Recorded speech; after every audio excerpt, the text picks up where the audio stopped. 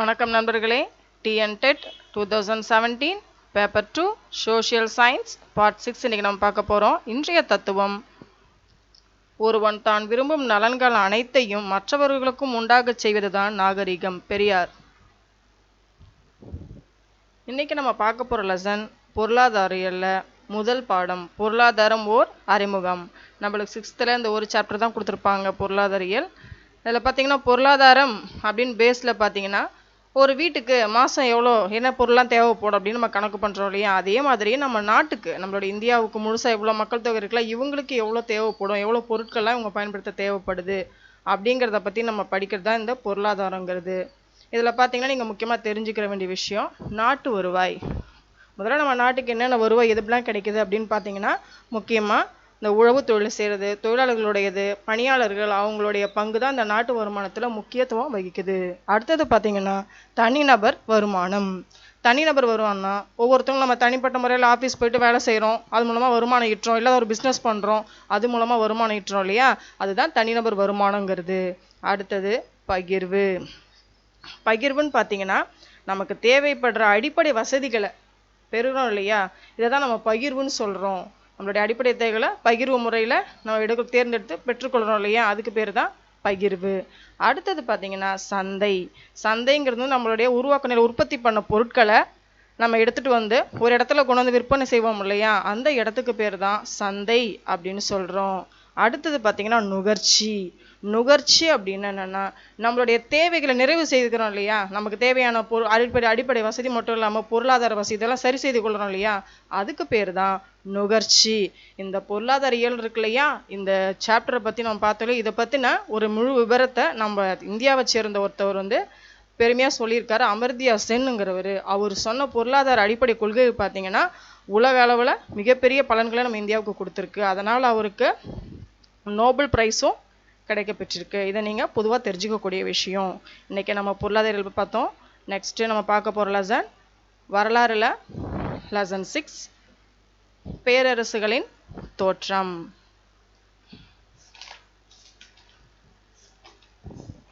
இந்த பேரரசுகள் தோற்றம்னு பார்த்தீங்கன்னா வேத காலம் முடிஞ்சதும் பார்த்தீங்கன்னா சிறு சிறு அரசுகள்லாம் என்ன பண்ணாங்கன்னா ஜனபதங்கள்னு சொல்லுவாங்க, அவங்களுக்குள்ள சண்டை போட்டுக்கிட்டே இருந்தாங்க.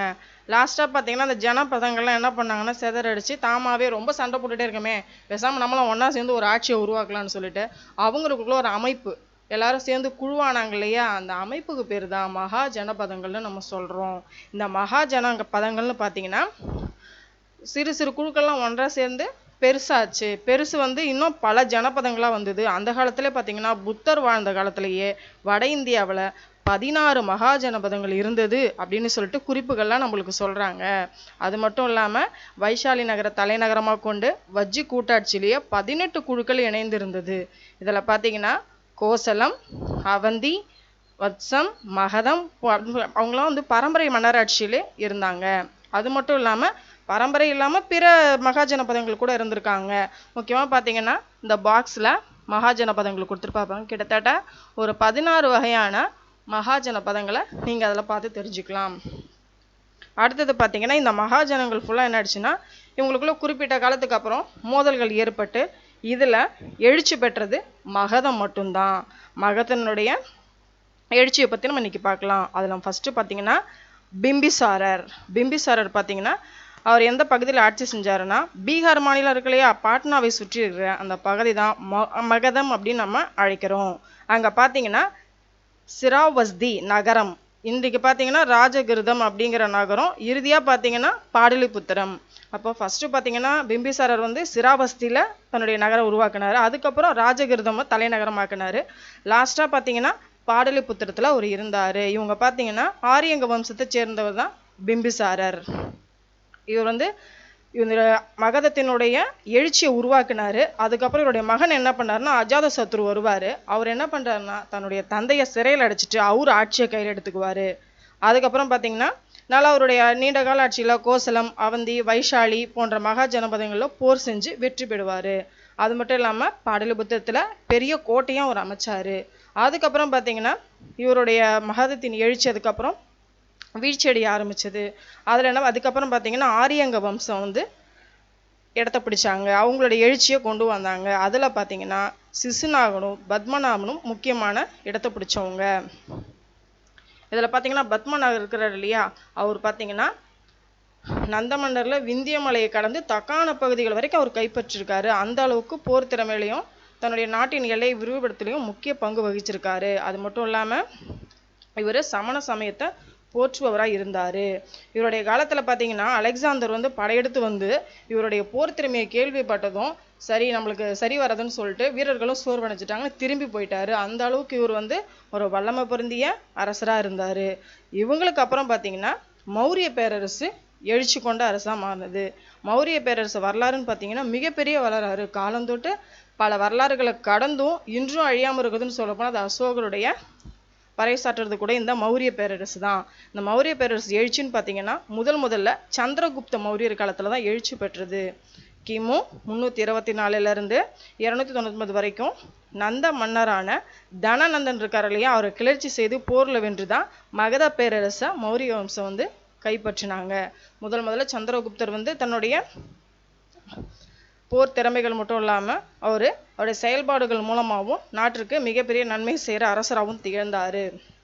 அது மட்டும் இல்லாமல் கிரேக்க மன்னர் சொன்ன செலுகாஸ் நிக்கோடஸ் அப்படிங்கிற கிரேக்க மன்னரை கூட இவர் தோற்கடிச்சார். அப்படிப்பட்ட ஒரு வீர பராக்கிரமசாலியாக இருந்தார். இவருடைய காலத்தில் பார்த்தீங்கன்னா மெகஸ்தனிஸ் அப்படிங்கிறவர் வந்து இண்டிகா அப்படிங்கிற நூலில் சந்திரகுப்த மௌரியரை சமண சமயத்தை தழுவின விதம், அவர் வந்து அரியணை துறந்த விதம், அதை பற்றின எல்லாமே தெளிவாக அவருடைய நூலில் குறிப்பிட்டிருக்காரு. அவருக்கு அடுத்தது பார்த்தீங்கன்னா அவருடைய மகன் அசோகர் சந்திரகுப்த மௌரிய ஆட்சிக்கு அப்புறம் வராரு. இவர் பார்த்தீங்கன்னா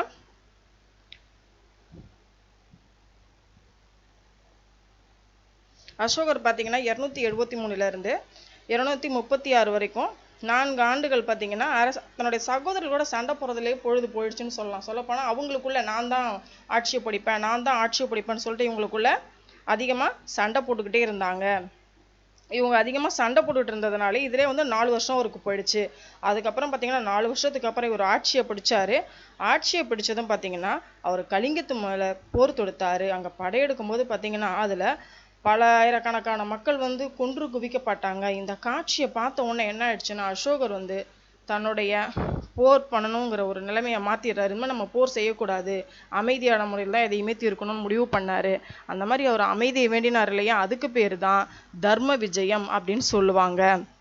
தர்ம விஜயம்னு சொன்னால் சண்டையே இல்லாமல் சமாதானமாக நடந்துக்கிறது, அமைதி ஒப்பந்தத்தில் இருக்கிறது, அதுக்கு பேர் தான் தர்ம விஜயம்னு சொல்லுவாங்க. அதனால் ஒரு சண்டை போட்ட காலங்கள் இருக்கு இல்லையா, அதுக்கு பேர் திக் விஜயம் அப்படின்னு சொல்லுவாங்க.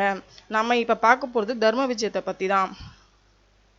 அதாவது மௌரிய வம்சத்தில் பார்த்தீங்கன்னா அசோகருக்கு இடையே யாரையுமே நம்ம சொல்ல முடியாது. ஏன்னா அவர் அந்த அளவுக்கு மிகப்பெரிய பராக்கிரமசாலியாக இருந்திருக்காரு, மக்களுடைய நலனையும் அக்கறை காட்டிருக்காரு. அவரை மாதிரி ஆட்சி செய்கிறதுக்கு அந்த அளவுக்கு இந்தியாவை இந்த அளவுக்கு ஒற்றுமைப்படுத்த அளவுக்கு எந்த அரசரும் இல்லைன்னே நம்ம சொல்லலாம்.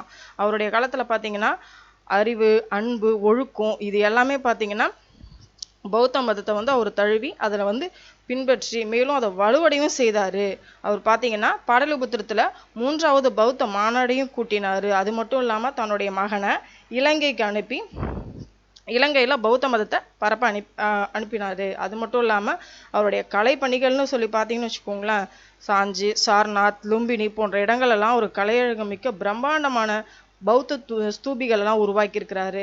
அவருடைய காலத்தில் வந்து அவருடைய கல்வெட்டுகள் வந்து இன்றைக்கும் அதை நமக்கு செய்திகளை பறைசாற்றுது.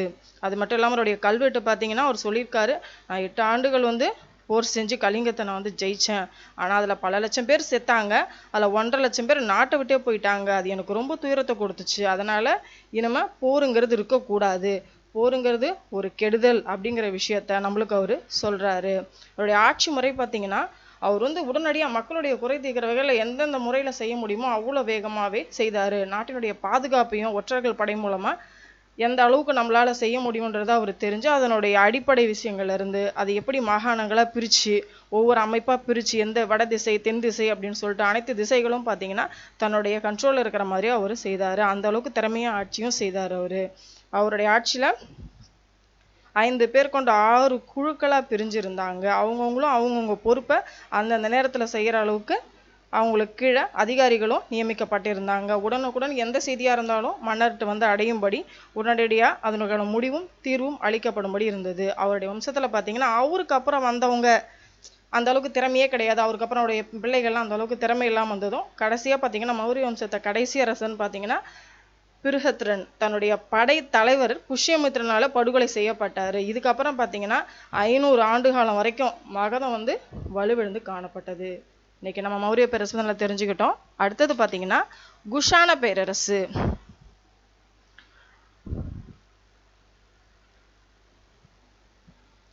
குஷான பேரரசுன்னு பார்த்தீங்கன்னா மௌரிய பேரரசு கிட்டத்தட்ட வீழ்ச்சி வந்து நம்ம பார்த்தோம் இல்லையா. கிட்டத்தட்ட பார்த்தீங்கன்னா ஒரு 500 ஆண்டு காலம் வரைக்கும் எந்த ஒரு நிலையான பேரரசும் இல்லாமல் அதன் பிறகு உருவாக்கப்பட்டது தான் குஷான பேரரசு. இந்த குஷான பேரரசு பார்த்தீங்கன்னா யூச்சி இனக்குழுவினுடைய ஒரு உட்பிரிவு தான் குஷானர்கள்னு சொல்லுவாங்க.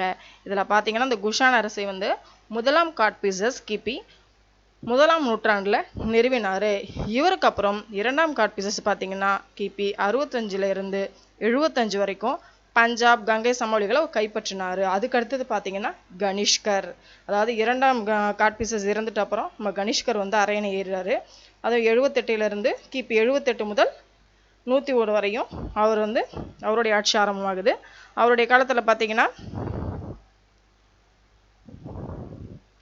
சீன தளபதி பாஞ்சோ என்பவர் வந்து தோல்வியுறை செய்தார் இவர். அது மட்டும் இல்லாமல் இவர் வந்து புருஷபுரம் என்ற பெஷவாரை புது தலைநகராகவும் உருவாக்கினார். 4வது பௌத்த மாநாட்டை காஷ்மீரில் இவர் கூட்டினார். மகாயான பௌத்த மத பிரிவும் தோன்றியதும் இவரோட காலத்தில் தான். அது மட்டும் இல்லாமல் அஸ்வகோஷர் வந்து வடமொழியில் புத்த சரிதம் சூத்திர அலங்காரம் போன்ற நூல்களை இயற்றப்பட்டதும் இவருடைய காலத்தில் தான்.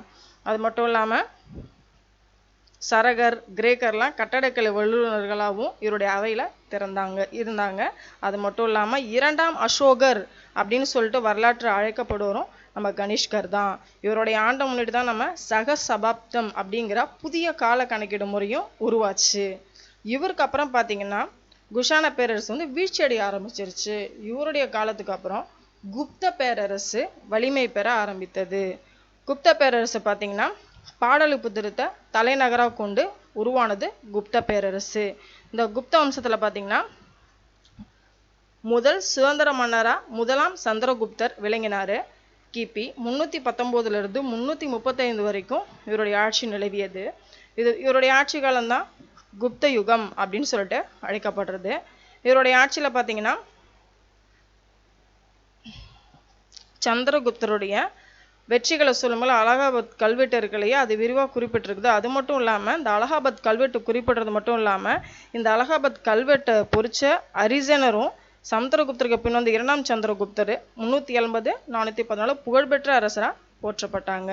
ராமாயணம் மகாபாரதம் போன்ற 18 புராணங்களும் இந்த இவருடைய காலத்தில் தொகுக்கப்பட்டது. அது மட்டும் இல்லாமல் காளிதாசர் பாசர் வியாசர் போன்ற புகழ்பெற்ற வடமொழி புலவர்களாம் கூட குப்தர்களால் போற்றப்பட்டாங்க. அது மட்டும் இல்லாமல் அவங்களுடைய காலத்தில் சமஸ்கிருத மொழி ஆட்சி மொழியாக ஆச்சு. அது மட்டும் இல்லாமல் விஷ்ணு சிவன் துர்கை போன்ற இந்து கடவுளுக்கு சிறு சிறு கோயில்களும் அவங்க கட்டினாங்க. அஜந்தாவில் இருக்கிற சில பௌத்த குகைகளும் ஓவியங்களும் குப்தர் காலத்தை சேர்ந்தது. ஆரியபட்டருடைய வராகமீரர் புகழ்பெற்ற கணித வானவியல் அறிஞர் சரகர் சிசுருதர் தன்வந்திரி முதலான மருத்துவ அறிஞர்களும் பார்த்தீங்கன்னா குப்தர் காலத்தில் இருந்தவங்க தான். 1500 ஆண்டுகள் வந்து துருப்பிடிக்காம இன்னையும் பொலிவுடன் இருக்கு இல்லையா, மொஹரௌலி இரும்பு தூண் இருக்கு இல்லையா, அது குப்தருடைய காலத்துடையது தான். அது மட்டும் இல்லாமல் குப்தர் காலத்தில் பௌத்தர்களது புகழ்பெற்ற நாலந்தா பல்கலைக்கழகம் உருவாக்கப்பட்டது. அந்த நாலந்தா பல்கலைக்கழகம் உருவாக்கப்பட்டதும் குப்தருடைய காலத்தில் தான். அது மட்டும் இல்லாமல் குப்தர்கள் காலம் வந்து அதனால இந்தியாவை பொறுத்த வரைக்கும் எப்படி சொல்றாங்கன்னா ஒரு பொற்காலம் அப்படின்னு சொல்லிட்டு குறிப்பிடப்படுறாங்க. அது மட்டும் இல்லாமல் புகழ்பெற்ற சீன பயணி பாகியான் அவர் எப்போ வந்தாருன்னு சொன்னால் நம்ம இந்தியாவுக்கு 2ஆம் சந்திரகுப்த காலத்தில் தான் வந்தார். வந்து பௌத்த தலங்களை ஃபுல்லாக வந்து சுற்றி பார்த்து விட்டு சென்றார். அதுக்கப்புறம் பார்த்தீங்கன்னா இவருடைய காலத்துக்கு அப்புறம் ஹர்ஷ பேரரசு ஆரம்பமாகுது. இவங்களுடைய வீழ்ச்சிக்கு அப்புறம் குப்தர்கள் வீழ்ச்சிக்கு அப்புறம் நம்மளுக்கு வர்றது ஹர்ஷ பேரரசு. ஹர்ஷ பேரரசு பார்த்தீங்கன்னா தானேஸ்வரத்தின் அரசர் ஹர்ஷவர்தனர் கிபி 606 கிபி 647 அவங்களுடைய ஆட்சி காலம். அவருடைய ஆட்சி காலத்தில் பார்த்தீங்கன்னா அவர் தன்னுடைய அண்ணனை கொண்டுட்டு தான் போர் புரிஞ்சு இதில் காமரூப மன்னர் அப்படி பாஸ்கர் வர்மன் அப்படின்னு சொல்லிட்டு உதவி செய்தாங்க அவங்களுக்கு. அதன் மூலமாக அவர் ஆட்சியை பிடித்தார். அவர் வந்து தனது தங்கை ராஜஸ்ரீயின் வேண்டுகோளுக்கு இணங்க என்ன பண்ணாருன்னா கண்ணோசிக்கு மன்னர் ஆனார். அது மட்டும் இல்லாமல் கண்ணோசியா ஹர்ஷரது தலைநகரமாகவும் இருந்தது. இவர் பார்த்தீங்கன்னா சாளுக்கியம் 2ஆம் புலிகேசி அவர் வந்து தோற்கடித்தார். பௌத்த துறவியாக மாறிய ராஜஸ்ரீ வந்து சீன அறிஞர் யுவாங் ஸ்வான் ஆகியோர்லாம் பார்த்தீங்கன்னா ஹர்ஷர் வந்து இவங்களுடைய உதவினால தான் அவர் பௌத்த மதத்தின் மேலே ஈர்க்கப்பட்டார்.